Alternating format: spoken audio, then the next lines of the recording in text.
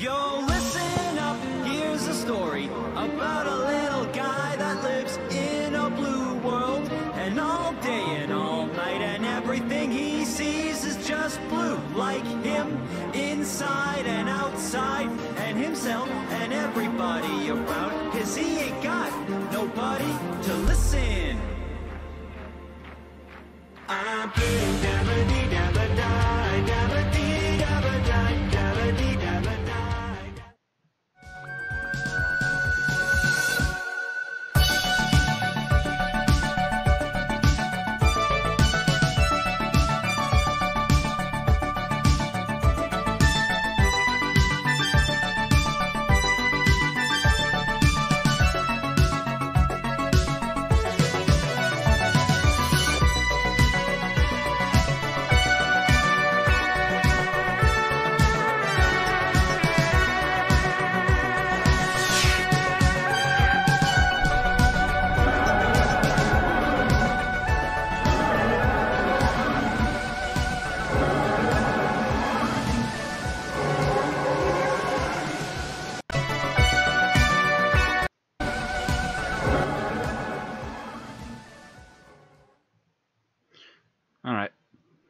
Welcome, Moggs, Potatoes, and low-budget Skeletor and Evelyn, to episode 426 and the start of the 17th season of an Unearthly podcast streaming live on the 2nd of November 2021 and featuring FLUX Episode 1, The Halloween Apocalypse, written by Chris Chibnall and starring Jodie Whittaker as the Doctor, Mandip Gill as Yaz, and starring and introducing John Bishop as Dan Lewis. I am Bill Sylvia, the one in black, because Randy pushed me to pick one. With me are Randy Ronson McCulloch. Wow, are we actually getting into the muddled episodes now, aren't we? Thomas Fireheart. Definitely glad it's not my turn to do the summary this week. And Mad Matt Winchell. A series of weird events. Nyeh. Yeah, good luck with that summary, Matt. Oh, good luck. I can summarize it. I was already trying to mentally work my way through it earlier. I actually was earlier while I was having lunch. The thing is, I would have started it pretty much like a critic review at this point. Because it's just like, there's so many things, it's like, and this happens. Why? Don't know. There's a scene with these two. Do we ever see them again the rest of the episode? No. Meanwhile, this happens. Why? Don't know. If we still have those questions by the end of episode 6, then there's a problem. Yes, if we have by the end of episode 6, it's a problem. Hell, I think it's a problem if we still have them by episode 4, if at least a few of them aren't clearing up. Because otherwise, it's just all... I mean... The thing is, it looks like about at least 2 subplots are going to go all season. The rest might be one episode at a time, so... Yeah, we should probably wait for the end of the podcast to make the rest of this commentary. Yeah. And I will then ask how the last 2 weeks been for y'all. How was your Halloween? I dressed as a plague doctor and had fun handing out candy. A few kids knew what I was. A few adults knew what I was. Yeah, it's a very common costume these days. After the last couple of years, yeah. I did see a Reddit post of a little girl that dressed up like a weeping angel. Apparently, her parents were going through old Doctor Who, and she got to Time of the Angels and wanted to basically be one of the cherubs. Interesting. Oh, it was adorable, mind you. It was absolutely adorable. I'm just like, aww. Get them hooked while they're young. And the guy's like, she insisted that's what she wanted to be for Halloween. I'm like, get them hooked when they're young. Kudos. Had a couple of Spider-Mans this year. Trying to remember. A couple of Batmans still around. Oh, there's always going to be Batman. Well, this one looked like classic Keaton Batman. So it's like, wow, that's interesting. Are we so far down that Keaton Batman is considered classic as opposed to Adam West? Well, I mean, that was He's the classic late old black 80s. outfit, yeah. Adam West is vintage. Adam West is retro.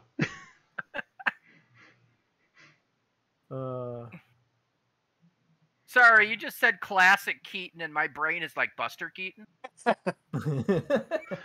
That would actually be amusing. Buster Keaton as Batman. You go That back would in be time what and the make fuck. that shit now. Oh, God, having Batman in a silent movie before he premiered in comics. That would be a temporal discontinuity right there. So for me, I bought a Hawaiian shirt with a face hugger pattern for Halloween. But then first I realized that most of my classes were not meeting in person the week of Halloween for completely unrelated reasons. And then I ended up canceling on the Halloween party I was invited to because I had a midterm paper due Halloween night that I would not have gotten done if I had gone to that party, even if I'd spent a couple hours, because I would have been fried when I got home. So I ended up not going. But I'm trying to schedule a get together with some of my classmates just so I have a chance to wear that shirt in public. But yeah, I'm trying to remember the last time I dressed up for Halloween, and I remember what it was now. And it goes to show you it was topical at the time. I went as Zombie Wash from Serenity. It just so happened that year, one of my tropical shirts, which I had many of, got a rip in the back because I think a seat ate a hole in it. So I thought about it, and I got a gag, something through the chest, one of those wraparound body things from a gag store, and put it so that the front and the back were a piece of rebar. And I got it to stick through the end of the tropical shirt and come out the front between the buttons. Got a bit of fake blood, put it right there, and had a button that said, "I am a leaf on the wind." I remember my friend Sarah took a look at me and just like, "That's not right." Because apparently it was too soon, which goes to show how long ago it was that I dressed up for Halloween. No, I had a very quiet Halloween where I basically sat around the house and then eventually got up and played Phasmophobia with Matt and a couple of friends. We did that a couple times. I also ordered a Ghostbusters shirt for next month. It already came in and it fits. Oh, nice. Why for next month? Because the new movie's coming out next month. Yes. Is it supposed to be direct to theaters, or is it going to be coming to streaming platforms? It's supposed to be in theaters, from what I'm aware of. But it's hard to. It's supposed to be in theaters and I think online digital right away too. I can't say for sure though. Yeah, because wouldn't that be Sony Pictures? They don't really have a streaming platform. Yeah, so I'm not sure where they were going to put that if they put it online. It might be Netflix.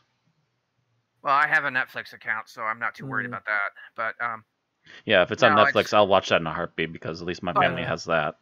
Yeah, but I think they've been pushing most of their stuff straight to theaters rather than streaming. I mean, oh no, wait, I was thinking of DreamWorks. Never mind. I was gonna say I think I saw Sony had put something just direct to digital, but just not streaming specifically. But now I think about it, I think that was DreamWorks, not. But I've had an interesting couple of weeks. So the day before our last podcast was a first day on a new medication. As I began to take this medication, I began to have problems. I would take it, and a few hours later, I would have horrible abdominal pain. And some other bowel issues. And at first, I thought I caught the stomach flu. So I'm like, okay, I'll just get through this. But after 2 weeks, I'm like, okay, no, this is a bit too much to be stomach flu. And so they called me and they were asking me why I hadn't come in for blood work, and I told them it was because I'm having this horrible issue, and we talked about it, and apparently I might be having a previously unknown side effect to this new medication. So today is my first day without the medication.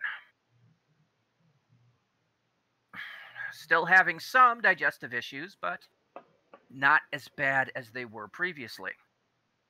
Probably because some of the drug is still in my system. We'll see how it goes the next few days. Yep. So that's been a thing for me. Anybody else have something go on the last couple of weeks? Not really. I mean, it was kind of funny. I probably did the longest stream I've ever done on Halloween. It was like, it ended up being like, I think, but there was like, the game fucking froze at one point, so I had to start up the stream again, and Twitch seemed to be nice and just lumped them both together. But I streamed for like 8 hours total. Wow. 8 or 9. But I started at like, if I'd have started when I normally did, I would have been going until the sun came up. But I was smart enough to start like 2 hours earlier. So what were you playing? That insane. I was finishing off the side stuff in Batman Arkham City, which had occurred to me is 10 years old. Which was like, oh, that's timely then, I guess.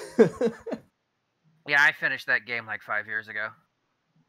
Because like I played it like the year it originally came out, but I just decided I was trying to do like a Dead Rising playthrough for Halloween, like October, and that game was fucking bugging the shit out of me. So I was like, screw it, we'll just do Arkham Asylum, and then when I finished that, I did Arkham City.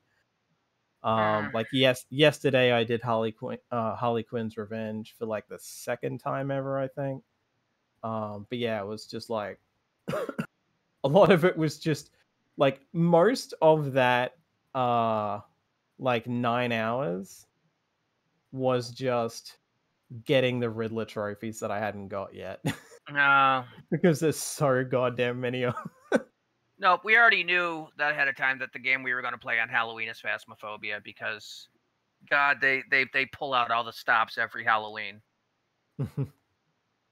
Oh, I forgot. I started, yesterday was my first day. Technically my second, but the first of actual training.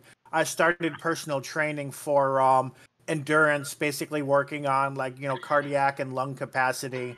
What I didn't account for was the fact that the biggest obstacle was the mask is a minor annoyance day to day. But when you're doing exercises that are designed to get your heart rate up and keep it up nonstop, the mask becomes a suffocation risk. Yep, get a face shield. I was wondering. Well, I don't think face shields are allowed, and I think it's because it still needs. Yeah, our school requires a mask everywhere, but they basically said in the gym they kind of expect that you're going to need to like pull it away from your nose for a few seconds, like it's unavoidable. I know my cardio rehab facility is you have to wear a mask to the cardio rehab room, but you can just wear a face shield in the cardio rehab room. But yeah, it wasn't like I tried to catch my breath and I couldn't catch my breath until finally, after trying that for a while, I pulled my mask away for a bit and I was finally able to breathe. I was like, holy shit. Well, welcome to my problem, the entire COVID crisis. Because everything I do, walking, causes my heart rate to accelerate and my breathing to hitch up. But I have one of those like silicone masks that you can use when you're, or silicone, whatever they're too similar. But it's basically, it makes a bubble between your face and your mask, and I use it when I give lectures. So from now on, when I go to the gym, I'm gonna wear that. Yeah, like I definitely noticed, because I've just been even though I'm fully vaccinated now, which I guess that's something I forgot to bring up. Last week. Oh yeah, I need to schedule my booster. I finally got my second shot. And the funny thing was I was so nervous because I'm like, most people I've talked to, the second shot is hit really hard. And I didn't feel shit, which was like, what the fuck? Like, the first one made me almost double over and vomit. But for whatever reason, I just got lucky, and the second shot made me kind of like drowsy for most of the day. But that was about it. Like, which one did you take? Pfizer. Yeah, for me the first shot did nothing, and the second shot kind of made me sick for a few hours. So yeah, we're kind of a reverse thing. Which shot did you get, Bill? Moderna. Okay, so they're the ones that are giving you a booster. I know Pfizer tried to get one. So and they shot them down. Pfizer was the first one approved for boosters, and then like a month or two later, they approved Moderna and Johnson & Johnson. So right now, all of the U.S. approved shots, you can get a booster. Really? We can't get boosters for Pfizer around here. Yeah. I don't know why, but I know that the FDA... Children under 15 can get boosters, but children under 15 were just approved for the first shot, I think. I know boosters. So the boosters are mainly saying if it has to be 6 months after your first shot, and or your second, and it also it's for people at risk. So it's mostly people over 65. But I've been told that teachers are able to get it. And since most of my risk is just the amount of, from teaching and from being in big classrooms with people that I can't avoid, I should be able to get it, but I haven't tried yet. Yeah, I hadn't heard. Anyway, we should probably start moving along here, because... To the birthdays. Yep, so... on tonight's show, he says, as he's pulling up the script from where he is, because my computer's on the other side of the room. Oh. On tonight's show, we've got birthdays, we've got a little bit of news, we got some geek talk, and then we've got our episode summary, our review, our final thoughts. We are not rating tonight's episode, because it is obvious that this is a multi-part that is put together. So let's move to birthdays. We have 2 weeks of birthdays to catch up with, starting with October 20th. Was the birthday of Anarchy Wills, who played Polly way back in 66 to 67. She turned 80. Then on the 22nd was the birthday of Sir Derek Jacobi, who played the Master / Professor Yana in Utopia in 2007. He turned 83. One of our honorary birthdays was on the 27th, and that is the birthday of John Cleese. He played the art critic in City of Death, but is best known with his work with Monty Python. He turned 82. Next, on the 28th, is the birthday of Matt Smith, who played the Doctor from 2010 to 2013. He turned 39. And finally, the same day is the birthday of Ian Marter, who played Harry Sullivan back in 75 to 76 with Tom Baker. He would have been 77, but he died in 1986 at the age of 42. That's a pretty good smattering of Doctor Who eras in there. Oh, yep. So, again, happy birthday, Anarchy, Derek, John, Matt, and Ian. Moving into Doctor Who news. Of course, the big news is, of course, of FLUX and its episode. So, episode 1 has its overnight ratings in, and it had an overnight viewing figure of 4.43 million viewers. This is down from the last season's opening, Skyfall, but still up from the majority of the series' 12 episodes. I saw a lot of people wondering how much airing on Halloween, a night when people tend to go out, was going to hurt the ratings. Although it aired later in the night in North America than it did in Britain, so it might not have been an issue for Britain, and they're only paying attention to British figures here. Yeah, and mind you, this is just the overnight viewing figures.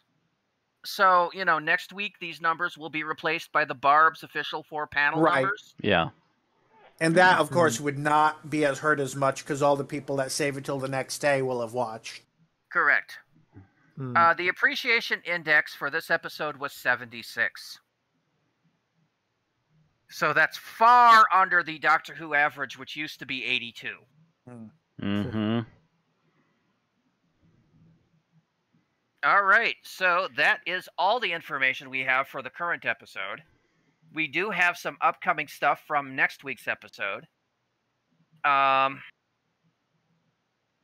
that is called War of the Sontarans. And basically, there's a short trailer and a long trailer, and the short trailer is just a clip from the long trailer. So I can save you that trouble. And this basically is the Sontarans start interfering in the Crimean War.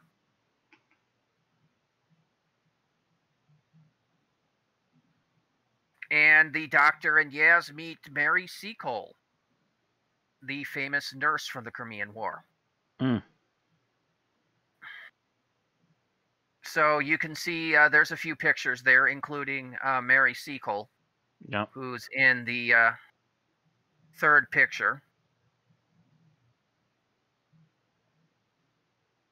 So, this isn't a criticism yet because the episode's not out.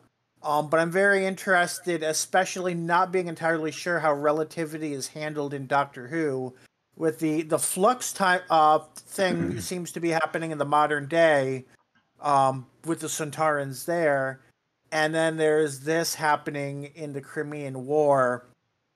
I'm wondering how that's going to link up, but again, it's not a criticism yet because we still have to see the episode. But I'm wondering what's going to be up with that.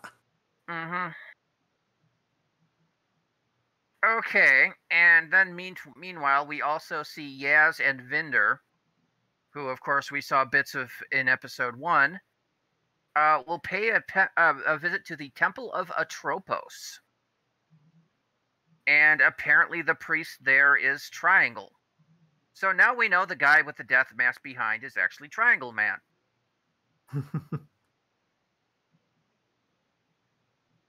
Which now just gives me the bump for next week's episode right now. Triangle Man, Triangle Man.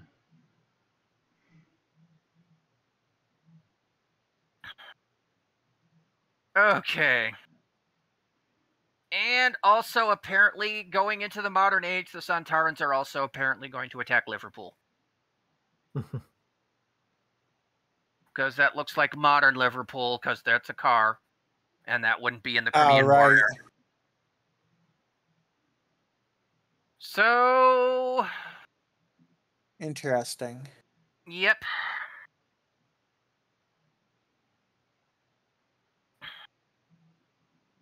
And also the guy digging the tunnels is there. Somewhere in this episode, yeah. Yep. So that will probably resolve that plot line and at least most of the Sontaran plot line, which only will bring us a billion other plot lines. All right. That's pretty much all we can glean because this is a big confusing mess. Yep. So, going on to Big Finish news, there's 2 new releases this week. One is Torchwood Soho, a Shendon, with Samuel Bennett, Dervla Kirkton, Tom Price, and Joe Shire. And the other one, ironically, is called Torchwood, The Great Sontaran War, written by James Goss with Gareth David Lloyd and Dan Starkey. You want to bet that was particularly timed? We'll see. All right. So, that is all the news we have this week. Again, there hasn't been that much press coverage. I mean, Russell T. Davies did go on and apologize for spoilerizing the Weeping Angels being in Flux.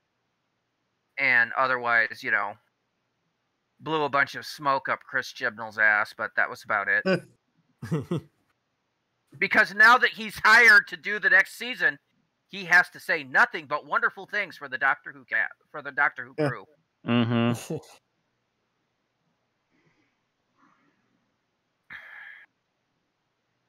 He can't go on record and saying, I have to take over from what this idiot has done to the show. Yeah. Jesus, what were you thinking? Yeah. We all know that's probably what he's saying off the microphone. That makes me wonder, with all the different personalities that have been in Doctor Who before, has anyone ever outright said that about their predecessor? Chris Eccleston has said some not too great things about Russell T, but... Mm-hmm.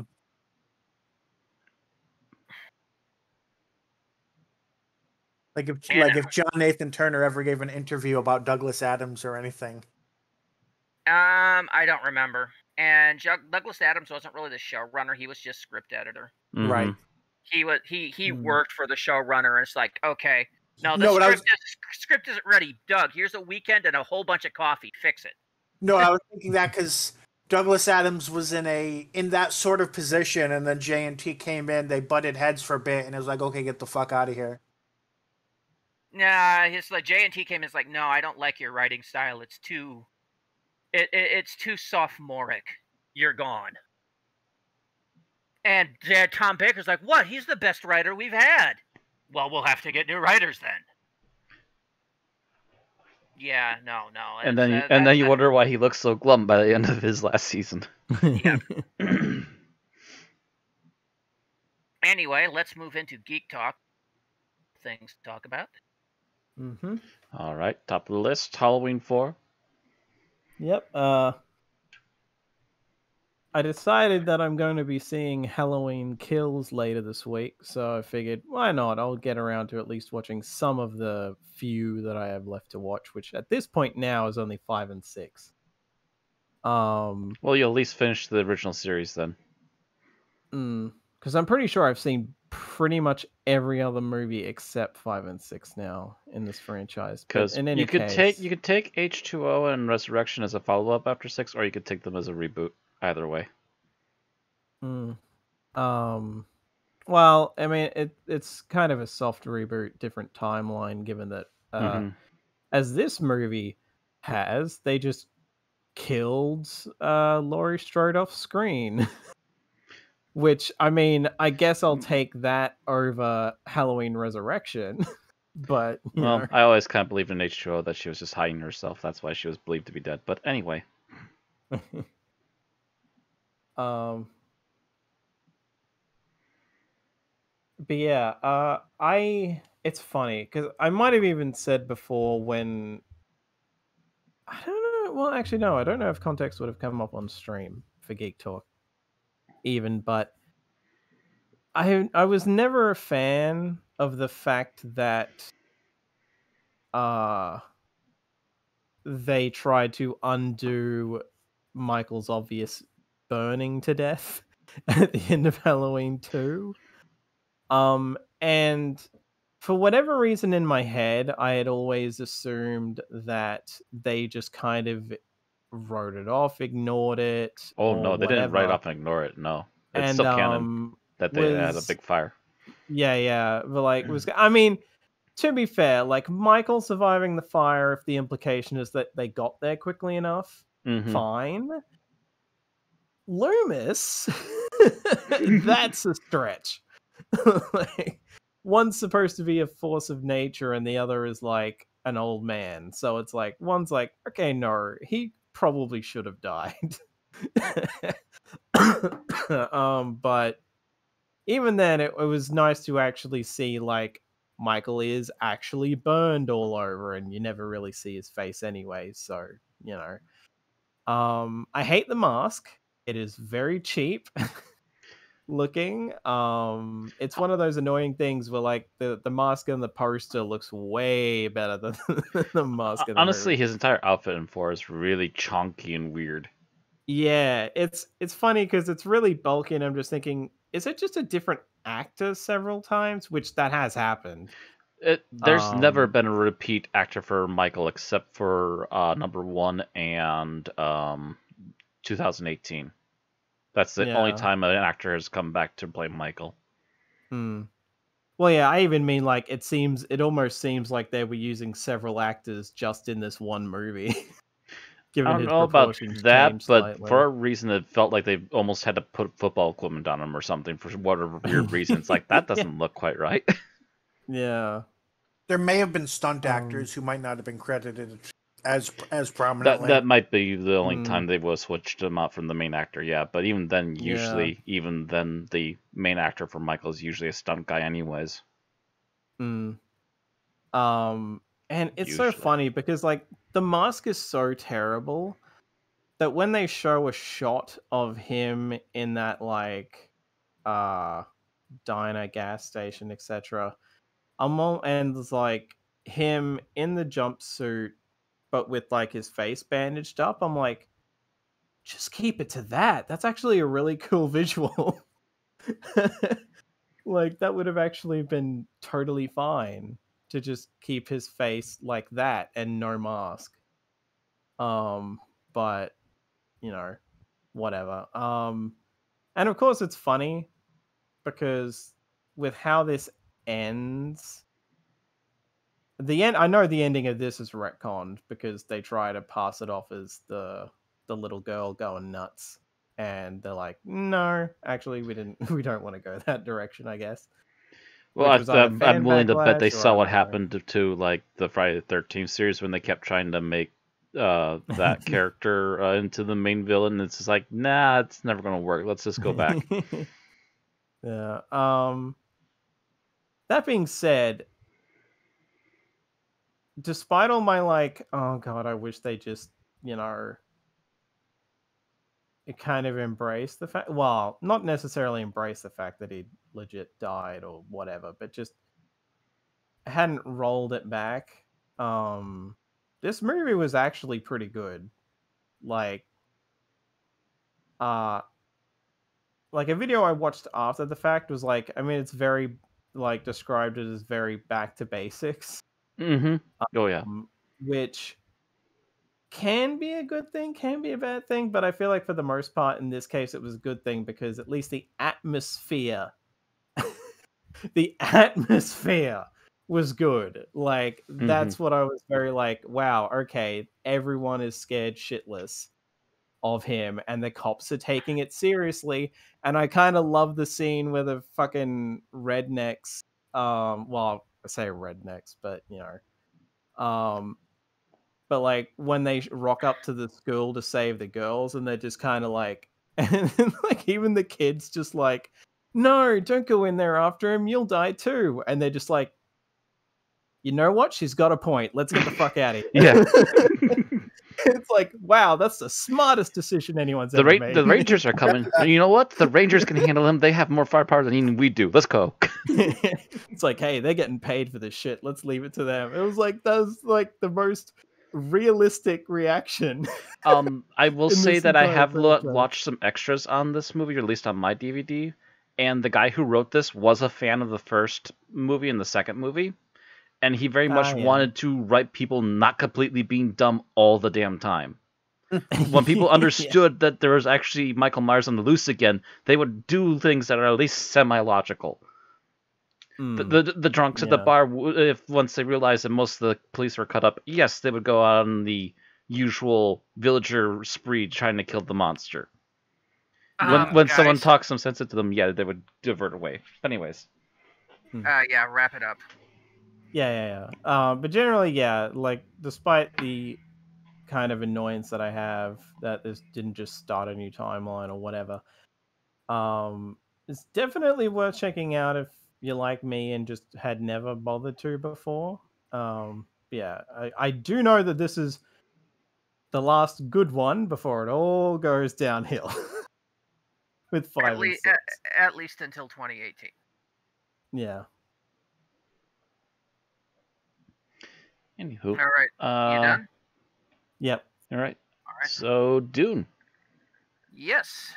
So I watched the most recent film adaptation of the Frank Herbert novel Dune. For those of you that don't know, this is the third adaptation of this after the 1984 David Lynch movie, which I am a huge fan of, despite the fact that it does vary from the book in many places. And the 2000, I think, Sci-Fi Channel miniseries Dune, which I am not a fan of. Yeah.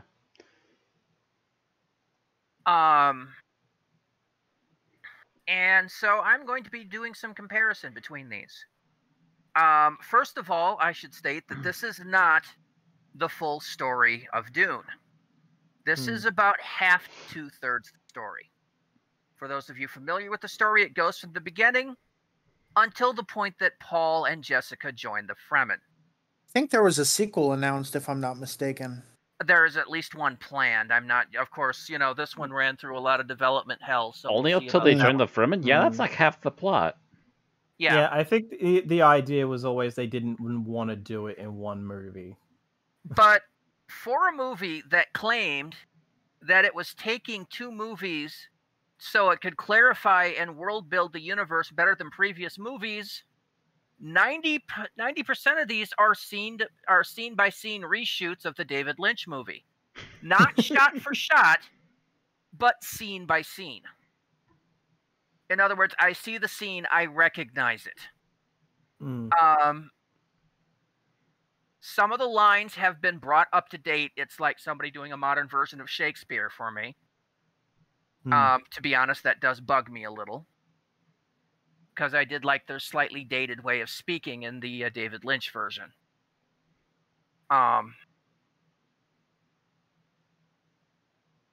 The actors, otherwise, I like most of the actors in this new movie. I mean, there's some serious star power here. You've got Thanos as Gurney Halleck. You've got Aquaman as Duncan Idaho. You've got... Who else did I see? Somebody else I saw. Oh, yes. Drax as the Beast Raban, the Baron Harkonnen's nephew. It's just like they're all over the place, and all of them are doing these roles great. The only one I would have complaints about is the Baron Vladimir Harkonnen's a bit more understated than his previous versions. But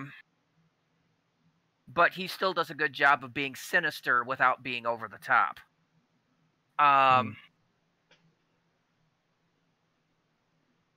The guy that plays Duke Leto Atreides, I don't think is quite as good as the one from David Lynch's version, but it's a lot better than William Hurt from the miniseries, let me tell you.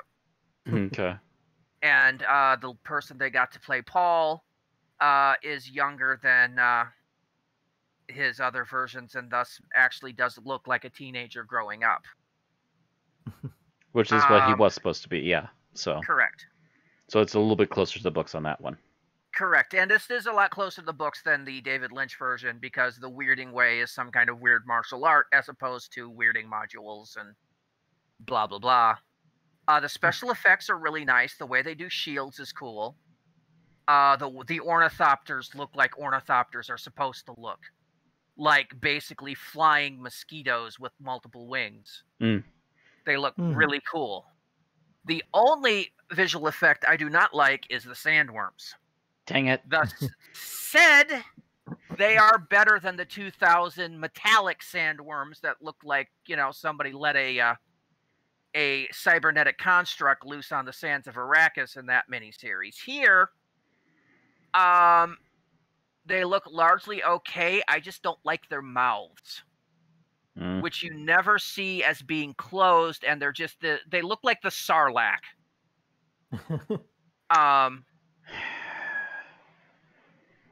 To be honest, it's very hard to get a better sandworm than the original David Lynch one. Yeah. That was just pretty much picture perfect. Of course, the studios want to reinvent the wheel probably every time. Correct. Of course they do, and they can never do it right, so why do you try to reinvent it? The still suits look cool, and unlike the David Lynch versions, they actually have a mask and a head cover, leaving only the eyes uncovered. So that actually is better accurate to the books and how the still suits are supposed to be. Yeah, as much as I like the David Lynch version, I do understand that there's supposed to be more to those outfits that actually properly cover them. Yep, and they look really nice in this. Other than that, the extra time, and it only got that far, and yet it didn't feel like it told any more story than the Lynch version. I mean, yes, okay, there's a scene where Paul talks to the gardener about the fig trees. Whoop-dee. That doesn't go anywhere, and you see them burn down later during the Harkonnen attack. Okay, that's fine. All right, instead of Paul and Jessica crashing in the desert, they crash in the desert, get picked up by Gurney Halleck, taken to Liet Kyne's secret base where they're attacked by Sardaukar and have to flee, and then crash in the desert again. What did this achieve? Yeah, it didn't achieve anything. In the David Lynch version, Gurney Halleck was killed in the attack. Liet Kynes was captured by them and killed. In this one, they just live long enough to send them to one location before taking them to another. It just drug the plot onwards. Actually, no, in the Lynch version, Gurney goes into battle, but we never see what happens to him until we find him much later. Oh, no, not Gurney. I'm sorry, not Gurney. Duncan was the one that saved them in this one. Duncan managed to survive the Harkonnen attack and meets up with Paul and Jessica, takes them to Liet Kyne's base. It's Duncan that does that and then gets killed. We do see Duncan killed in the Lynch version. Mm-hmm. And as far as I remember, that's where he died in the book, too. So why they made this change, I don't know. I would have to reread the book. It's been decades since I read the original text. Because Dune is I think Duncan was the one that originally helped them get out of there, but I can't remember much after that. I didn't think he made it out. I think he went back, and then that's when he died. But yeah, I don't remember this old Imperial ecologist base being in the original text. I remember it in one of the Dune games, but I do not remember it in the original book. So I'm wondering why they added 15 minutes to the movie for that. I'll keep an eye out for it when I read the comic version, which is sitting on my bed right now. Other than that, the acting is good. The directing, the music. The music's not as good as the original Dune music, but that's a very high bar to try to do. It is done by Hans Zimmerman, who has done some excellent musical work in the past. And sometimes it almost feels like he's playing on the, almost remixing the original theme, but not quite. Like his own variation of it for certain scenes. He does very good at doing quiet music for the scenes on Caladan and that kind of stuff. But when they're in the dunes and the action scenes in the Fremen, he tends to use that industrial music that he used for Blade Runner 2049.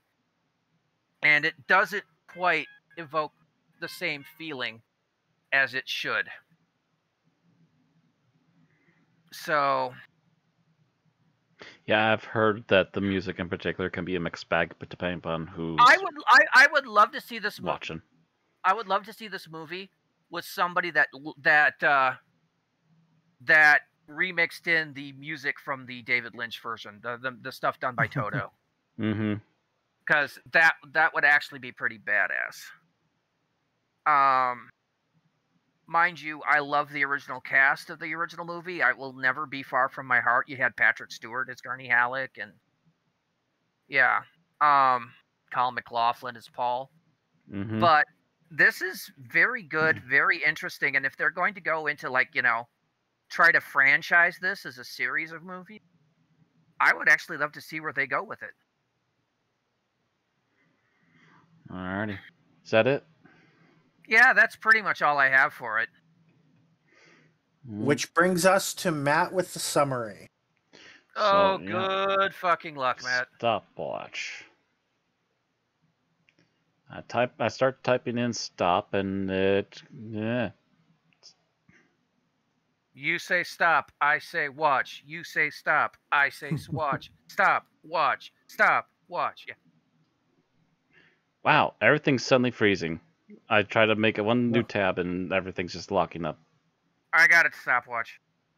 Well, I want to still try and get there.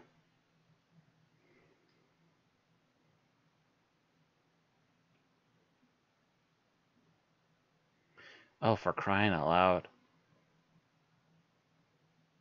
Well, we can still hear you, so not everything's freezing up. If you still got tabs open from the news and stuff, you might want to close No, those. I've been closing them. I'm like down to those 3 tabs in here, and it's still...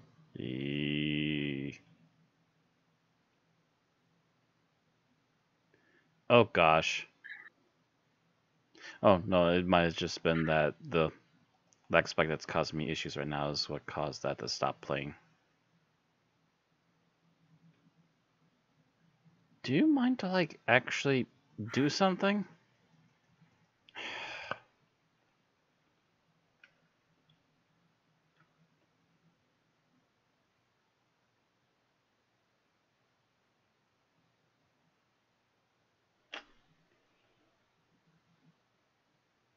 Yeah, see, I'm not going to start right now because I'm not trusting my system to stay active the entire time.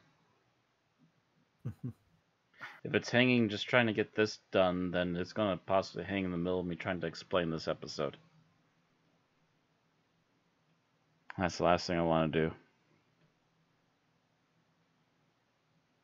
Come on.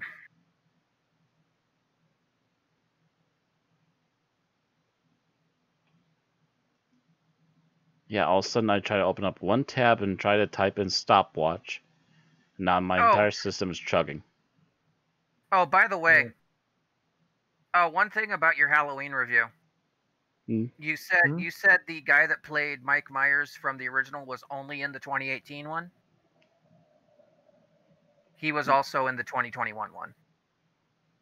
Halloween Kills. So he came back for the third one now too. Okay. Yeah, he only does the odd like voice and stuff now. There's another guy that does him for most of the actions because the guy's fucking old now. Yeah. Yeah. Yeah, I don't expect him to do the stunts anymore, but for the majority of regular acting, obviously he's going to be the pick to do the non-life-threatening stuff. He does the voices, and when you like see him in a window or something, it's usually that guy. But yeah, that's Nick Castle, and yeah, he's those 3 movies now. You'd forgotten about Halloween Kills, hadn't you? I haven't gotten around to seeing it, and I didn't check a cast listing for him on that yet. Yeah, I looked it up while you guys were talking. You realize he wrote the screenplay for Escape from New York and Hook? Wow. I knew he did some writing. I also know he directed Last Starfighter. Yep.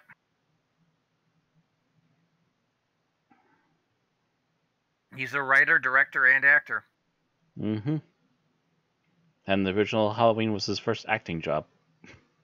He also performed the title song for Big Trouble in Little China. Yeah. A lot of John Carpenter's buddies are part of that band. Did you know that they brought the band back? No, I didn't. Yeah, John Carpenter's been focusing on music now, and he's been asked to do the Halloween movies in particular as soundtracks.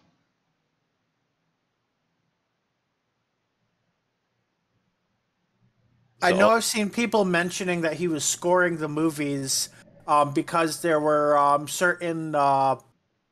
certain people who were basically saying that making the new movies were an insult to John Carpenter for whatever reason. And like, yeah, you know, John Carpenter was involved in making the movie, right? And the hilarious thing about that, I believe he's a producer and he's also doing the music. So yeah. Yeah. And there's apparently a quote out there where he's like, you know what I love most about these new movies is every time they make one, I get a check in the mail. So Matt, is your computer stabilized now? No, it's still not fucking loading a thing. I typed in stopwatch, and it's saying it's doing the search, and then it's just sitting there loading. Have you tried close your browser, or? Like, even going between tabs, everything is fine. It's just refusing to move. And I've also tried to refresh the stream because the stream stopped working for me, and it's not coming back. Let me check to see if you're broadcasting. Yeah, I'm hoping it's still broadcasting. At least OBS is telling me I am, but I can't tell for sure because I can't see anything. I've been watching it, and I know Twitch is slow for me when I have Discord open, but it's mostly been showing the title card while I've been watching. Yeah, that's why I put it on now, because I wanted it to stop from being locked up on screen. Yeah, it is. We're still live. Yeah. Okay, I'm going to trust it since it's still not doing anything. I'm going to try and do this really quick then. If you can get a stopwatch ready. Let me pop it back up. I can't get anything to load right now. Like, everything is just stopped. All right, I've got one. You ready? All right. In 3, 2, 1, go. So the story basically starts up that the Doctor and Yaz are in trouble because they went searching for the guy that they said they were going to look for at the end of last time. And it turns out it's one of the dog people, and for a reason, he just doesn't want to have time to explain anything to the Doctor, who wants to know more information, and instead is trying to just set up numerous traps and trying to get them out of his hair. He's honest. As the Doctor and Yaz escape these series of traps that they were currently involved with, they land in the TARDIS and notice that something seems a little bit off, but shrug it off and continue anyways. The dog person goes to Earth, finds the new companion, and immediately abducts him. The Doctor manages to find out what's going on, but just in time to find out there's another trap and barely escape the house in time before it is miniaturized. As they're heading back to the TARDIS, they bump into a woman who apparently knows the Doctor and Yaz, but hasn't met them yet. But they haven't met her actually yet in their particular timeline. They'll be bumping into her later. She very calmly tells herself not to bother with the TARDIS and that she should just go home right now. It's Halloween, and starts to head off again. So the Doctor and Yaz head off into space and to hound the kidnapping dog humanoid, and they come to find out there's an entire armada coming their way as they're also doing all this. While we're doing this, also we're intersplicing with a couple other things going on. One thing in particular, very briefly, for whatever reason shows up, is that somebody in like the 1800s, I think, is digging tunnels and is covering it up as giving people jobs so that they can at least have some money to survive, but seems to be digging after something, but won't explain what it is. And then that's the only thing we give them, and they go right back to the rest of everything else. As this is going on, also a random skull guy, cheap Skeletor if you will, is been freed from his prison, murders a couple of people, and then starts talking about the Doctor as if he already knows her, and starts to head off as well on his own particular quest. The Doctor finally catches up with the Dogman as Yaz frees the new companion. I keep forgetting his name right now. Ben? Dan, I think. Dan. They free Dan. They all end up on the bridge of the ship, and after a bit talking, they finally figure out that the dog people are here actually to help the humans and save them from being wiped out by the FLUX. It's supposed to be some big, giant, like, universe-destroying thing that just swirls around like a giant tornado that sucks everything up and makes everything disappear, and is supposed to also possibly affect the space-time continuum, but we're not entirely sure on how and why. And it seems that the Skeletor dude might be somehow tied to it as well, but it's not entirely a sure thing, I feel. But we'll see. So the dog people get over to Earth, but instead of they don't have enough time to actually individually find all the humans that they're supposed to find and try and save them. So what the Doctor convinces them to do instead is create a giant shield out of their ships that are supposed to help protect them from the FLUX and try and shield the planet, which they are successfully able to do. While this is all happening, the Doctor is having more visions with the Skeletor dude, and while this has been going on, the Skeletor dude apparently revitalizes his sister, who was hiding on Earth, I guess, and they both kidnap a friend of Dan's. And while this is all going on, They tried to even last minute measure of opening up the TARDIS, heart of the TARDIS, to blast the FLUX, but the FLUX is still coming anyways, and we end basically on a cliffhanger. Oh, and also the Suntarns appeared once or twice, and they're planning a war as the FLUX is messing with things. The end. All right, you managed to do that in 4 minutes 18 seconds. It was a little incoherent, but then so's the episode. That's the episode. I just realized while you were from your summary, was the woman who got turned into the sister, was that the same woman who used the hammer to destroy the warning in the Arctic Circle? Yeah. Yes. It was. Yes, it was. Why? Don't know. Again, yeah, that's a summary of this. That would have been like that phrase would have been like half of mine if I'd done the summary. And yeah, she dog people trying to save Earthlings. Why we don't know, other than they blame FLUX. Well, no, there's apparently a species bond. Why do they have a species bond? Don't know. Why have they not helped humanity before, like when they were about to be killed by Daleks? Don't know. Why is the FLUX even a thing that the Doctor doesn't know about? Don't know! Mm-hmm. But everyone else seems to know about it. That seems to be part of the plot. Yeah, at least the FLUX, we don't have enough information to know yet, but we can kind of guess that the Division wiped that information from her mind. And that sounds like BS, because if everyone else was worried about it, then why shouldn't she have heard about it? Technically, and this is fair if you forget, because hell, I rewatched the episodes where it came up in series 12, but the Division is the thing that Ruth Doctor was working for. I know, but the fact that we still don't know who they are, right? Yeah. And again, there's so much it doesn't help like, that it is such a generic name. Right. Although, at least in that sense, that's a question the Doctor is physically asking on screen, so that part's not a plot hole. Probably not a plot hole. But yeah, there's a lot of things in here that might be answered later. But still, a lot of it feels right now really weird. Like, Claire comes around, meets the Doctor, apparently out of order.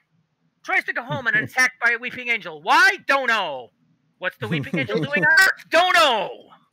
My first impression after watching it the first time, and there's some scenes that aren't this way, but my first impression was that it was just a string of cold opens for however many minutes. It is. It's like, I'm wondering, seriously, if you took all these, broke these down, could you have really just fed a lot of this stuff back into the episodes they're actually going to belong to? And make it more coherent. And make it more coherent. Because, right now this episode's a whole bunch of what the fuck. But we're still going to try to review it. Yep. Try being the operative word. So let's talk about what we liked about this episode overall. And I believe, according to my list is better than bacon. It is Matt's turn to go first, actually. Okie doke. So he is at the top of the pecking order. General favorite thing? Yes. What did you like about it overall? You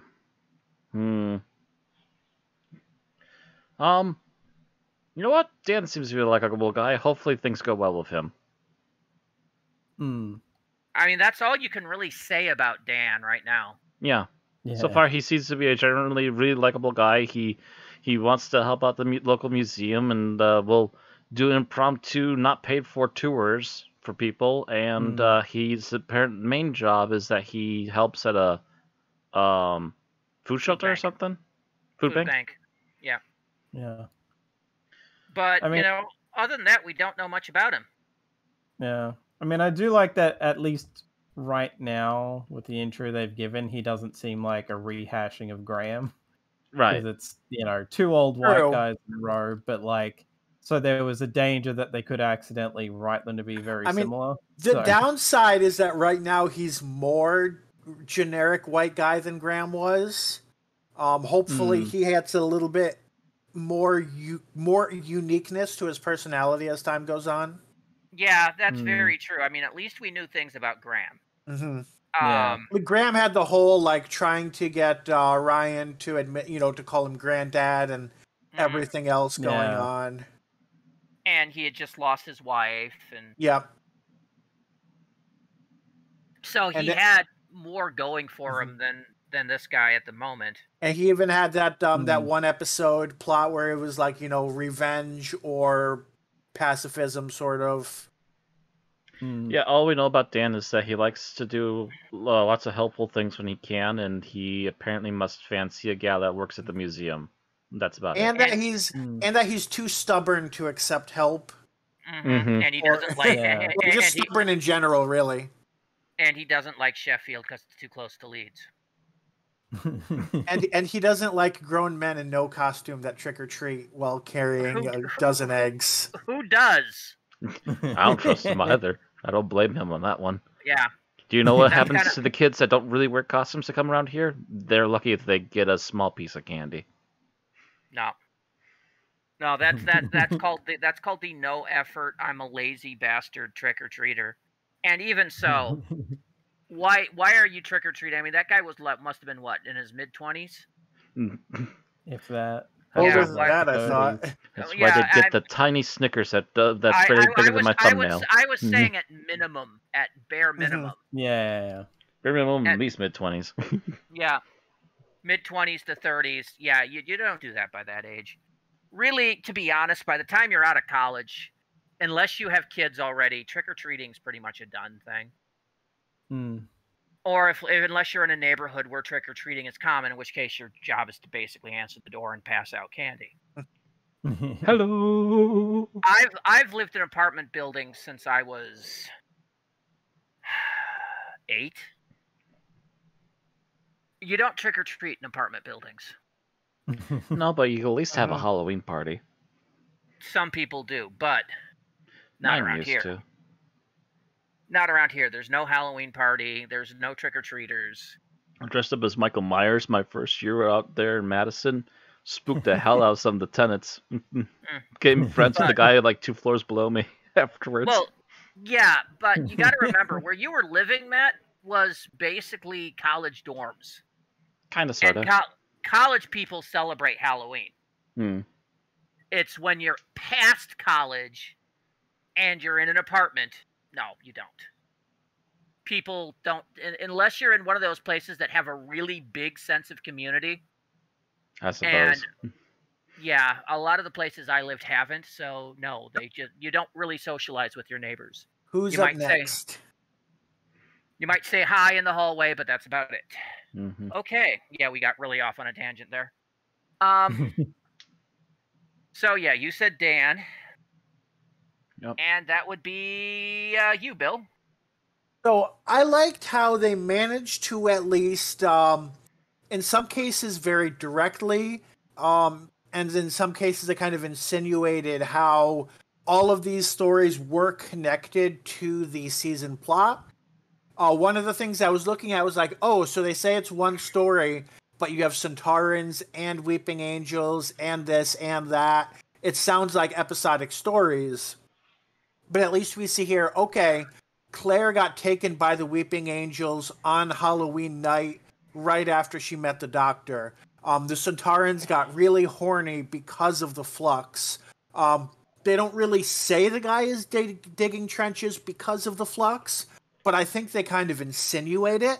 Bill, how does a clone species get horny? I don't know, but he said he was excited, and then he made an O face. How do they get horny, Randy? Because war. So I liked how, even though we said it, they may have been more coherent if they were separate. I at least have this understanding of the reason they were all in one episode was because they were all incited by the same thing. So I can kind of get that. It reminds me of some movies, or some people have compared it to a Doctor Who season finale. Obviously, it's over the top for that because it seems to be the start of a 6-part episode. But I can kind of understand why they're all together and that was something I was not sure if this season would actually give us, so that's a plus. Okay. Thomas? For me, it's like sort of related to Bill's in that thank God we got the FLUX out of the gate. Because I was kind of worried that it would be the typical Doctor Who thing where like, oh, what's this FLUX thing? And then we just hear about that for 5 episodes, and then we finally get it in the 6th. So and it's instead, a big disappointment, yeah. Yeah. And this is the inverse where we're just like, okay, 0 to 60 go. Here's the FLUX. Now we've got to deal with it. So it was like, oh, thank God. Because that was, that was my one worry. Is like, even though it's a shorter series that we were going to have to put up with that. And thankfully we don't. So I'm just like, okay, good. We still aren't entirely sure like what's causing it and whatever else, but at the very least that's for episode 6. know what it like we at least know what it is and that it's a force ripping through the universe, so that's nice. Okay, as for me, I think the way this is written is more of a Russell T style than a Chibnall style has been. It seems to be focusing more on the character, the villains and the cheese than it is, I haven't heard any direct message yet. It hasn't tried to lecture me. Mm-hmm. And you have to admit, the dog alien is pretty campy. Oh yeah. And it's like, did they just have Russell write this and Chibnall put his name on it?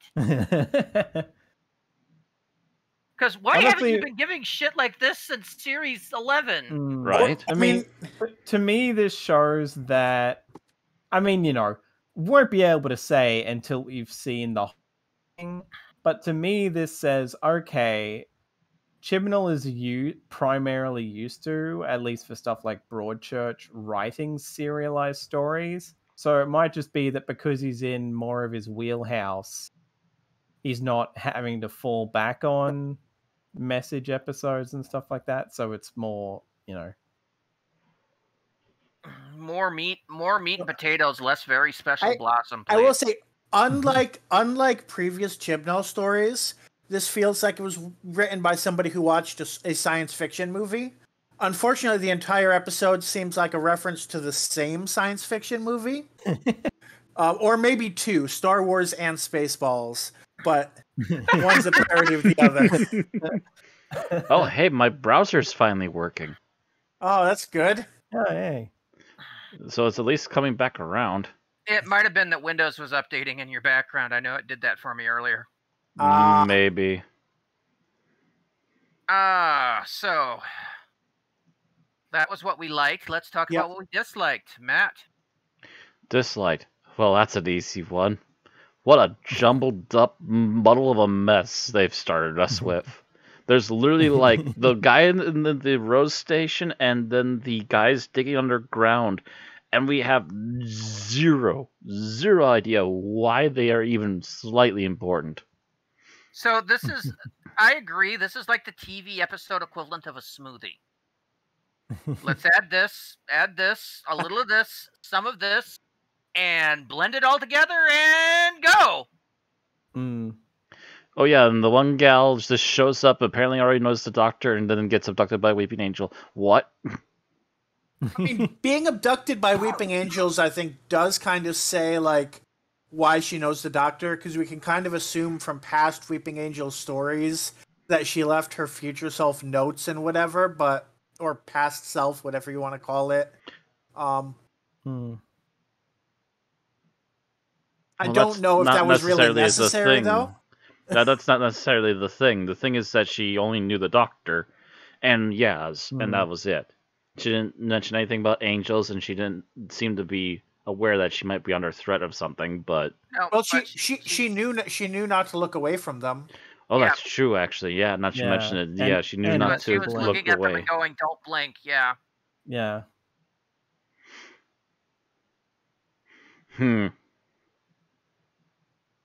Yeah, that's confusing in of itself. Yeah, there's just so many weird, muddled messes, very thinly strung along by the fact that the Flux is somehow possibly involved in all of it. Yeah. All right, Bill. So I had a firmer grasp of this, and then we just talked for half an hour. But I think I'm going to say Carvanista was kind of, I think that's how you say his name, was kind of a disappointment. I don't know, it seemed like they built him up as this interesting, badass character, and then he's just more or less comic relief that just does what the Doctor says. I had something else, but I'm not going to backtrack. But I'm just going to say, as part of that whole thing, kind of like you mentioned earlier, the whole species bond thing doesn't really make sense. It would almost make sense if this were a more future story and humanity had bioengineered the Lupari, like in the 30th century or something. Mm-hmm. And then this was kind of like paying off after that or something. But the idea that they've always been there and we've just never seen them, it doesn't make sense in any sort of context. Nope.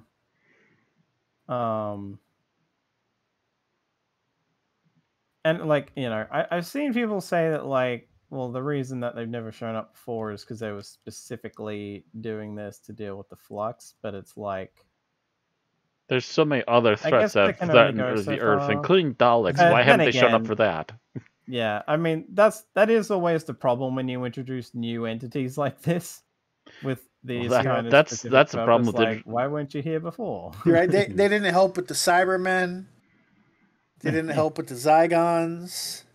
No, Earth has been in danger so many times that, you know, the species would just have been hovering over Earth since the 70s, if not the 60s. Yeah, I was about to say at least the 60s actually.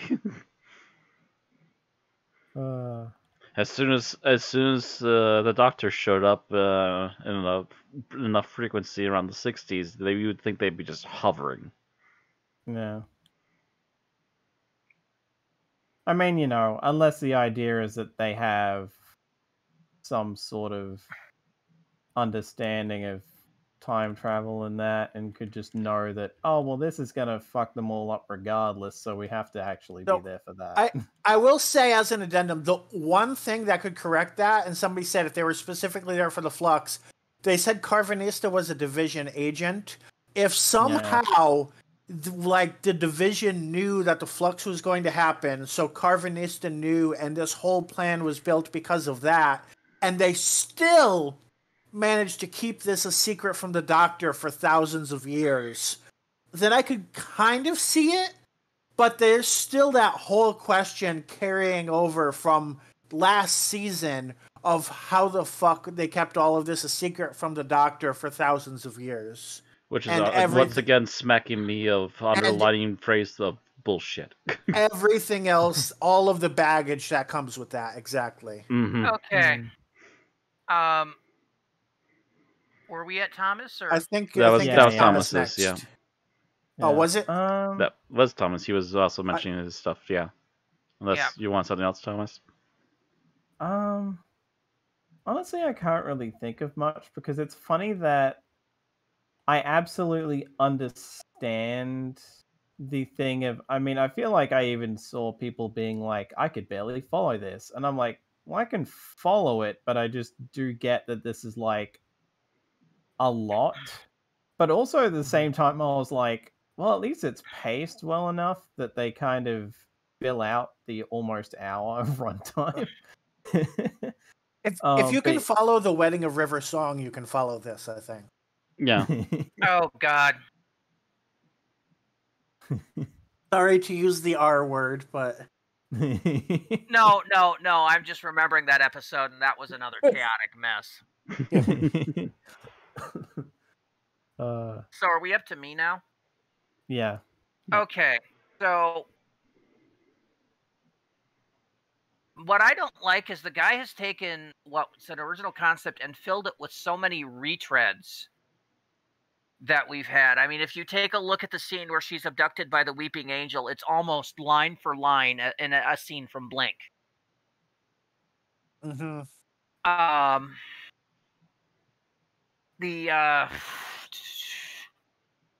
The same with the bad guy, Swarm, seems to be evil previous master with superpowers. You know?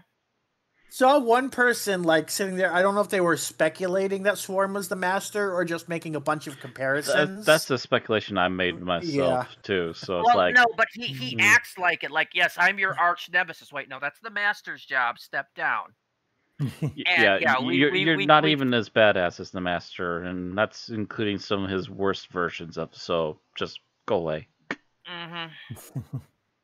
The Santarans are pretty much piecemeal from every Santaran episode ever. Mm-hmm. It just feels like a lot of the ideas were retreads from previous episodes of Doctor Who mashed together to create this chaotic mess. Do you think that might be playing it too safe? It might be.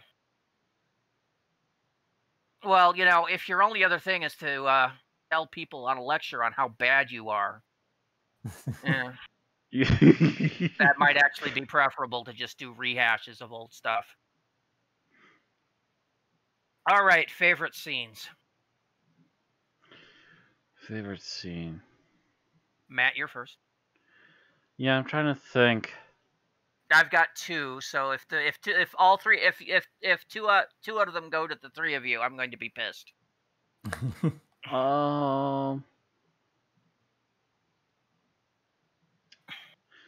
Actually, yeah, I've got two of them too now that I'm thinking of it. I'll go with the earlier one, which is Dan being confronted by a humanoid dog and thinking it's a person in costume. That was one. Yeah. That was one. The entire sequence is very amusing. Mm-hmm. I have to say, it's a very authentic looking. Mm-hmm. You don't look like Four Bears. I hated that particular line. That would have gone down as my least favorite. He delivered it so well. Okay. So now to me? Yep. Yes. So I am going to go with the scene of Vinder watching the Flux approach and just like nothing has happened in years while he's been up there, and all of a sudden, cancel that update I just gave. I've just watched 3 planets bite it in front of me. Oh, my station is now telling me to get the fuck out of here. Holy shit. It's the one thing that validates Vinder's plot being in this episode in the first place, because it's the first time we really see the Flux at, what the threat is, what it means. Mm-hmm. So it makes a huge difference. That's a really great scene. Yeah, it goes from 0 to holy fuck in like 5 seconds. It's better than the millions of voice crying out in terror and being suddenly silenced that they ripped from another movie. Mm-hmm. Actually, I was also thinking Transformers the movie. Obi-Wan Kadoctor. Yeah, well, it basically is a giant entropy wave. I mean, think about it. That's what it's doing. It just basically turns planets to dust. It's entropy in a giant explosive wave. Was it called Didn't the Master do that once? Yes! Like I said, retread of old episodes. Right.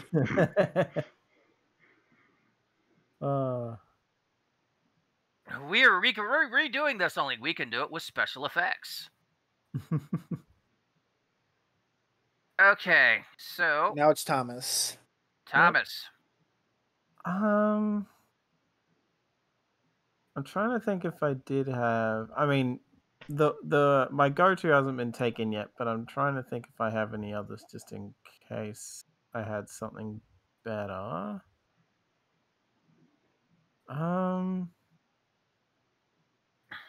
No, off the top of my head, I still like this one the most. It is, as much as it's very like, okay, we don't have full context for this yet, so kind of reserving judgment, but Claire getting to her home and being confronted by the Weeping Angel, like that was like that could be like a friggin' webisode on its own. Half of this could have been set up in webisodes. If this was the Moffat era, it would have been. Yeah. True.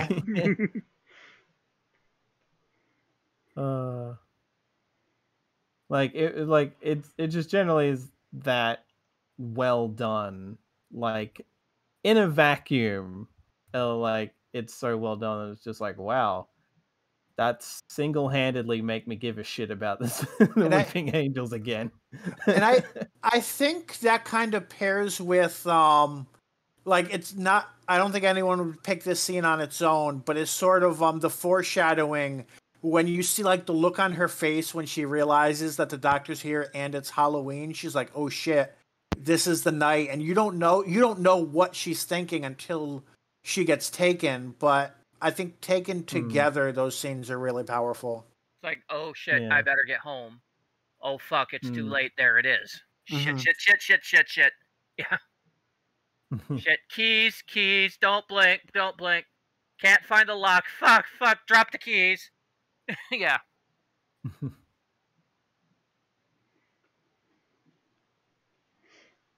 All right. So my favorite scene. No one took it. No one took it. Well, my second favorite scene. It was a toss-up between that and the of Dan meeting the dog alien. Is the actual meeting, the holographic message between the Santaran and it's apparently his old friend. And I love the first part of that scene. Great. The "you look disgusting" part? Yes! I'm seriously thinking they're going to pull a Deadpool with this. You look disgusting. Yes, we shouldn't dwell on it. I mean, your face looks like a topographical map of Utah. No, we should go on. It's like an avocado had sex with another older avocado. Now I'm just thinking of now there's your face is haunting. Yes. Because you're looking at these guys, and I'm like, I'm not seeing that much of a difference. But the fact that he also said, "Yes, my experiences have withered me." Warning, that clip is owned by Disney now. If we had tried to use that as a bump, I think it would have been even more difficult than the one I used.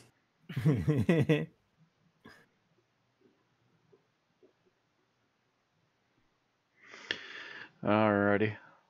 It's just that whole thing, just that particular chain of lines. I'm just laughing, and it's like, so now he's a rotten potato man.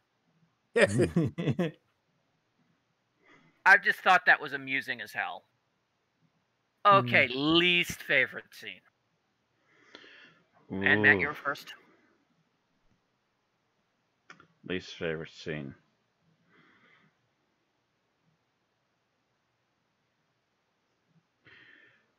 Yeah, I'm gonna have to go with it. What was he called? The skeleton guy? Swarm, aka cheap-ass Skeletor. Suddenly popping into the doctor's brain and making veiled threats. And it's like, yeah, you really want to be the master, but you're really not effective at this, my dude. Even the weakest version of the master, which I can't even think of which one I would consider the weakest off the top of my head, but even the weakest version of the master is more of a threatening person when they start laying down stuff. The one that's a freaking skull face. You know what? Yeah. That's the weakest version of the master. Yeah, whichever one of those two you think is the weakest master. Yeah, they got...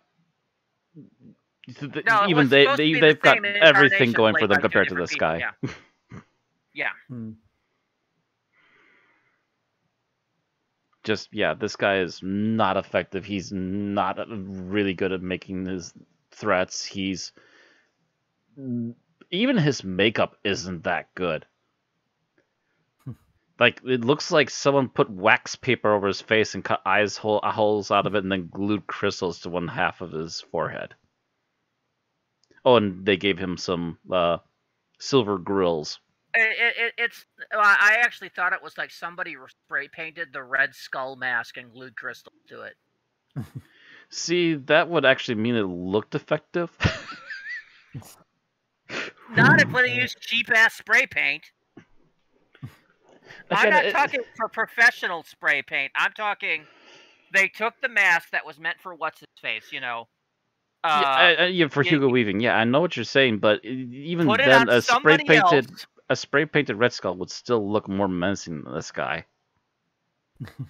I don't know. If you took the mask off Weaving, put it on somebody else whose face shape does not match Weaving at all. Oh, I guess it could sag kind of like that, couldn't it? Yeah, maybe. Spray painted it. Even worse than they spray painted the Mike Myers mask in, like, I think Halloween 4. And then stuck crystals to the part where the paint wasn't working that well. They needed more crystals. I mean, I am curious as to whether that, like, given the little moment he has with all the CGI thing and there's more crystals jutting out of his face and whatever, if that means that, like, the look will change, but I don't know. I don't know. It's like, he absorbed that guy and his change, so he's fucking Cell? But then why didn't he absorb the other one? It's still, I don't know. The more it doesn't make sense. I was expecting that, yeah. See, if it was a little less ambiguous what happened there, the bump was going to be that scene with Fat Bastard, get in my belly. I don't know. I could think of some DBZ abridged Cell scenes that would have worked too. Where it's like half about being absorbed, half sexual euphemisms. Yeah. Maybe we'll go for that if he keeps doing it. Yeah, I don't know if he keeps absorbing people and he keeps changing. We're just gonna have to wait for him to hit perfect swarm, and then to have the doctor go find Son Goku to beat the shit out, or no, excuse me, Gohan to beat the shit out of him. Yeah, Son Gohan. So now we're to my least favorite scene. Yes. I'm going to go with the scene in the Arctic Circle, because the fact that we see this couple. They're alerted to some sort of massive life-changing emergency, and their response is, snooze, motherfucker! Smack with the hammer. Especially in the context, I don't know if they knew about the fact that apparently this guy's sister is injected in her, or she's, like, under a fob watch, or I don't even fucking know. But if they knew that, that makes that first scene all the more stupid, because they would know that they're targets. Well, even worse, if they did that to her, why didn't they do it to him? I mean, if they both were under this sort of memory wipe thing, it wouldn't have been a threat, would it? Right.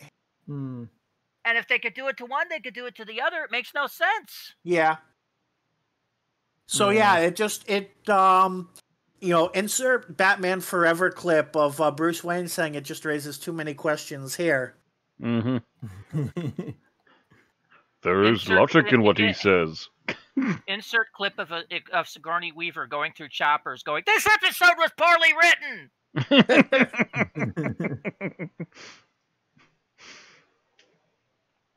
Yep. I just still need to see that movie. You have not seen that movie? See, for once, it's not me. No, it's a movie I've seen some clips of, but it's never been one I've been able to get around to. Galaxy Quest, it's the best Star Trek movie ever. I've seen it, but I haven't seen it since I was like a teenager. So I rewatch it every 2-3 years.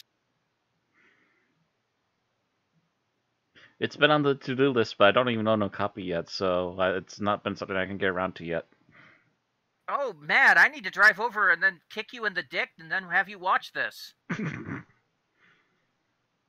No, I mean, no! No!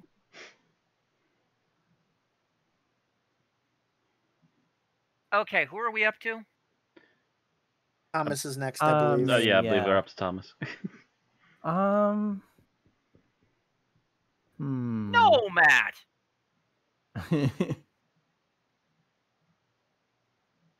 God, I feel like I had something and I lost it. I'll try to think of something real quick. If I don't, it'll pass.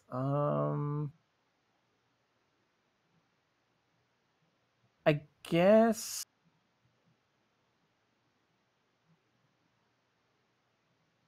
honestly the scene with the woman that, like, I've forgotten her name, but the woman that Dan was supposed to meet for to go for drinks with, getting like taken by, apparently these two are the Ravagers that they were talking about in that trailer, like that 30-second trailer or whatever. Like those two just being like, oh, we're gonna have some fun with you, and it's like, wait, why is she being taken? Like, I can't really wrap my head around why of all people they decide to fuck with her. Like, is this gonna turn out that Dan is supposed to be like way more important or something? Because I'm sick of those companions. To be honest, like, you know, you have the thing where he can't be like hypnotically suggested, and now it's like what seem to be the primary villains of this series.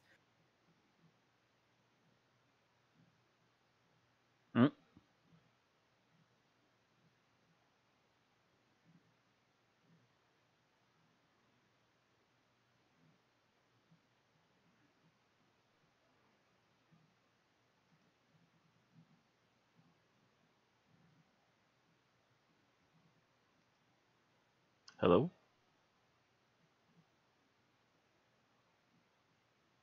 They're still there. Not sure. Oh, there it goes. Pure speculation for right now. But yeah, I could see that at this point. That's just where my brain's going. It's like, this feels like it's going to lead to something. If Dan is also the Doctor, I'm going to shit. Well, I would hope not the Doctor, but I could see it being like just a Time Lord of some. Only further confirm that everything's gone to hell, and we need to undo everything from the last season.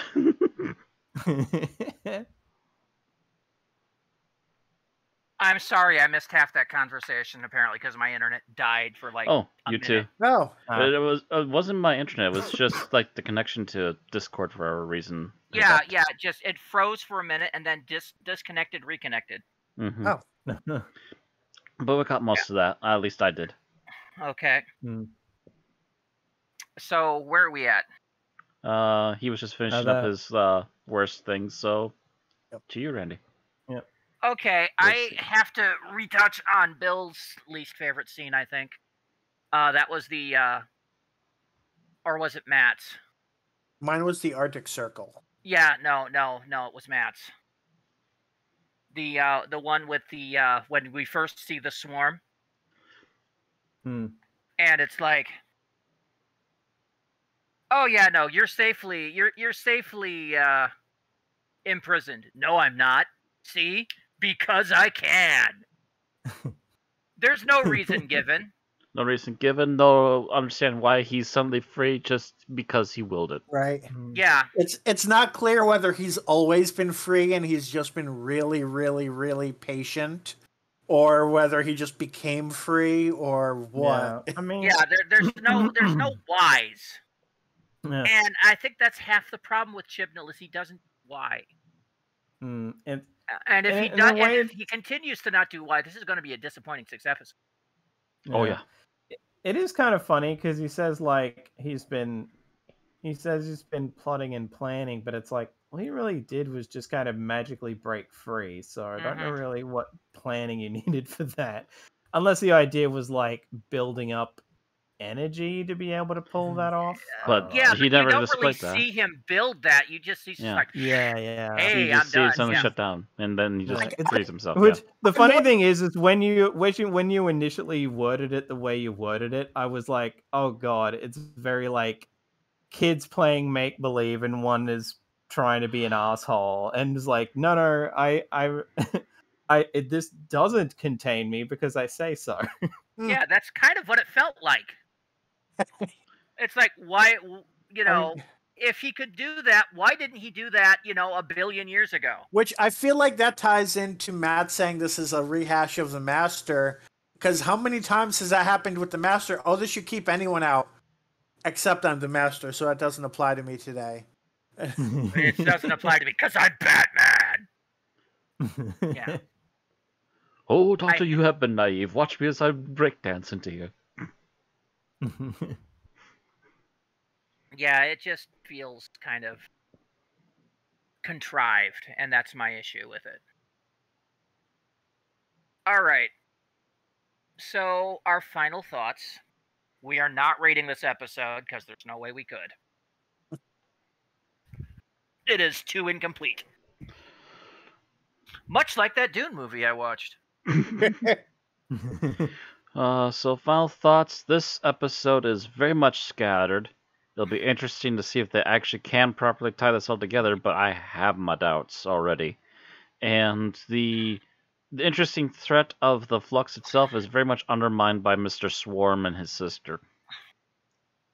Azure. That's the sister's name, Azure. Azure. At least she has a proper name. Could you imagine just being called Swarm? Right? You're not even multiple things. You're just a guy with a skull face. She's named after what color skin she has, so I don't know if that's an improvement. It's at least better than Swarm. We have a 1 out of 10 and a 2 out of 10 on the naming scale. Oh, come on. People named after colors are sometimes cool. Cyan. Come on. Final Fantasy VI? Anybody? Bueller? Oh. Anybody? Mm-hmm. Took me a moment. Okay, yeah, me brains. Right. Yeah. Yeah, he was a badass. True. Yeah, hell, there's a few Japanese names that basically just mean colors. Akane means red. Trying to remember, there's one that means green. Suddenly lost my Japanese brain. I used to know all this shit. It started with an M. I know that. Midori? Midori. Thank you. First thing that came to mind. So thankfully it was correct.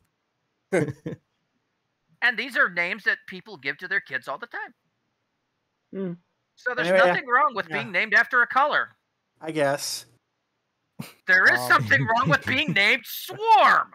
Especially if you're not actually a swarm of anything other than disappointment. I think we cut Matt off. Go ahead, Matt. I'm sorry.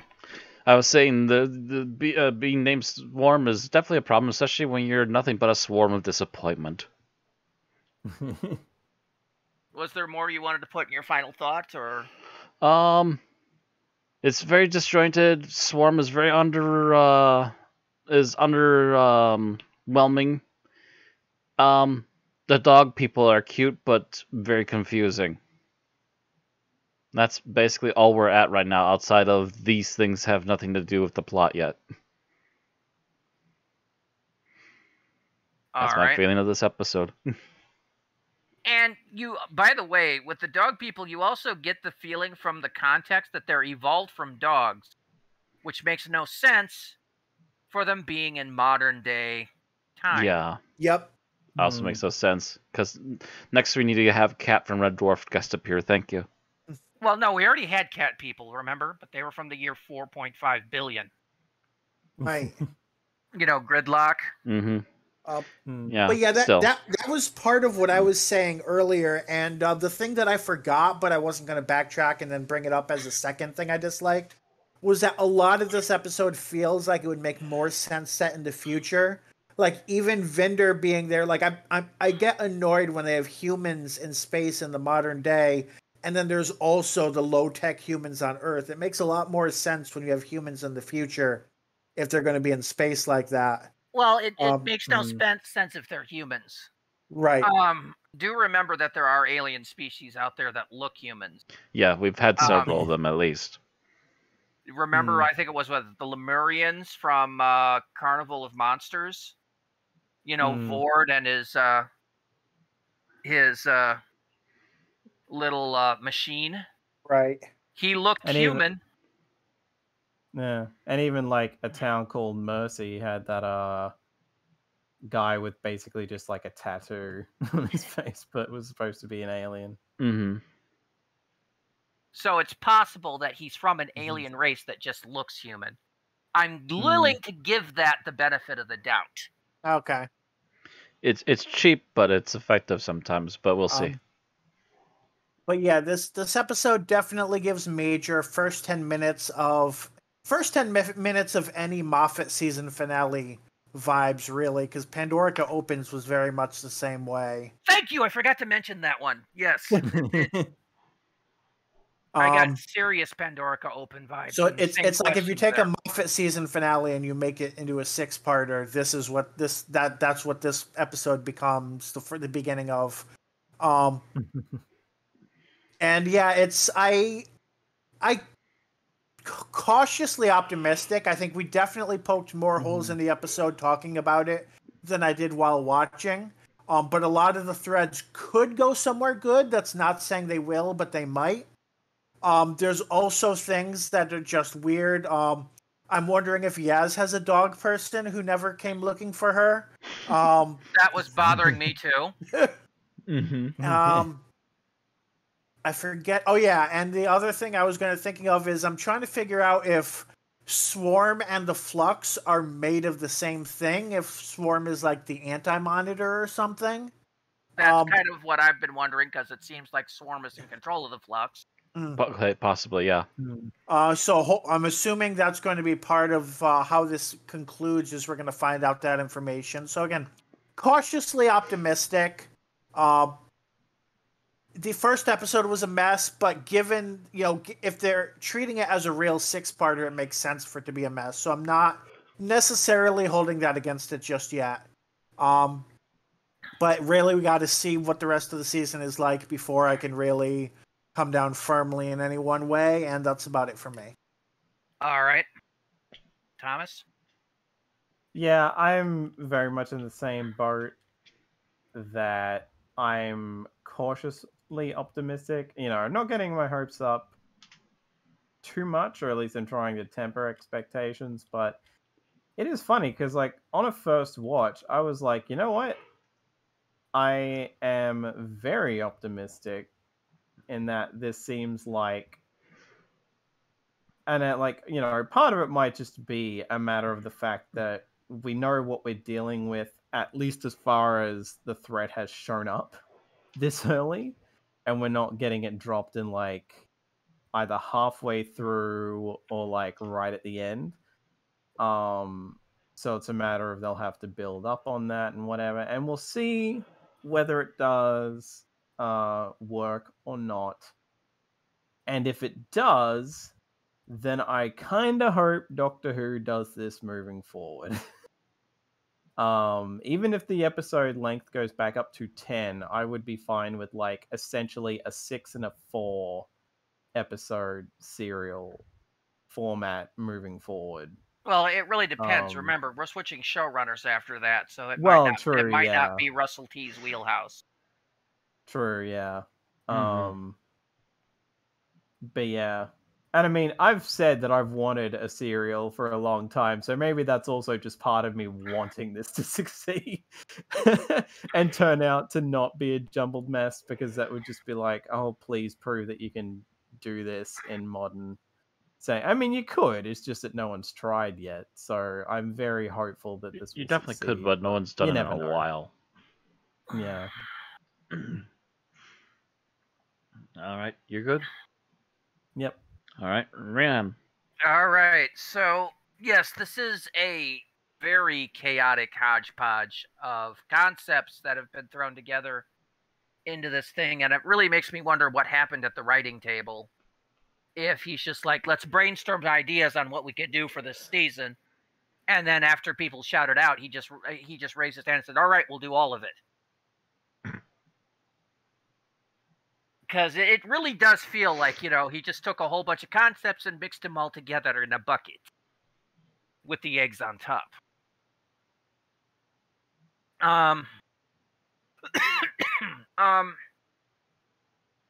It's going to be interesting or probably simultaneously interesting and annoying to see where this goes. It has some potential of being awesome or being absolutely a unmitigated disaster. Right now, the plot is Swiss cheese, and it'll be nice to see if he fills those holes or just adds more as things go along. It'll be interesting to rewatch all 6 episodes at the end of this and see if I actually get a coherent idea or go, what the fuck did I just watch? At the moment, I don't know. And that's the problem, is there's too many I don't knows. Why is this here? I don't know. Why are they involved? I don't know. I'm waiting for this to be a car wreck in slow motion. Oh, it's either going to be brilliant or... Prove me wrong, Chipmunk. Prove me wrong, but otherwise I'm expecting it. It's either going to be brilliant or a car wreck. I don't think there's going to be a middle ground here. Mm-hmm. And that's really all I have to say, is we're just going to have to sit back and watch. Yeah. And as that's the end of Final Thoughts, we are not reviewing because, like I said, there's no way we could. Yep. So, make... Oh, sorry, you're still talking? That's the way it's going to be, probably for the next few episodes, by the way. I'm very curious if War of the Centaurans is going to be a self-contained war, or if it's going to just be another episode 2. Yeah, it's going to be interesting. We're not going to know till next week. Right. If it is a self-contained, are we going to try to rate it on that merit alone or not? We'll have to see. Yeah, we'll kind of have to decide after we watch it, I think. Yeah. All right. Go ahead, Phil. All right. So, so to keep to see our reaction there, make sure to follow us on Twitch to get our streams every Tuesday night, and subscribe to us on YouTube to get our exports. They normally come out Sunday night, Monday morning. I think I'm going to try, at least for the next 6 weeks, to get them published earlier than that. So watch your YouTube feed. I'm going to try to get them up maybe like Friday. It doesn't take that long to export, so it should be visible by then.